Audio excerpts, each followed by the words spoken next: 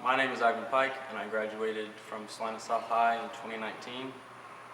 And when I graduated high school, I didn't really have a plan of what I was going to do after. I didn't want to go to college and spend a lot of money not knowing what I want to do with my future and choose the wrong college, choose the wrong career path, and that's a lot of my time and hard-earned money down the drain. So I decided to work for a year on the road for a company called Habco out of Salina. We worked all across the Midwest.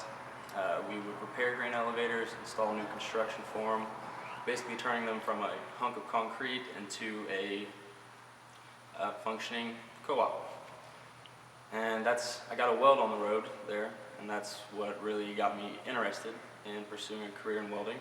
My teacher, Mr. Benoit, he has been phenomenal. He's gone above and beyond for me. Not only is he's smart, he knows almost everything you'd want to know about welding. He's also a really good person, and that means more to me than him knowing absolutely everything about welding. And then Fernando, he's not necessarily my teacher, but he has helped me along the way too. He has given me advice and given me a different perspective on how to look at things, and I really appreciate both of them for everything they have done for me and the students here at Salina Tech.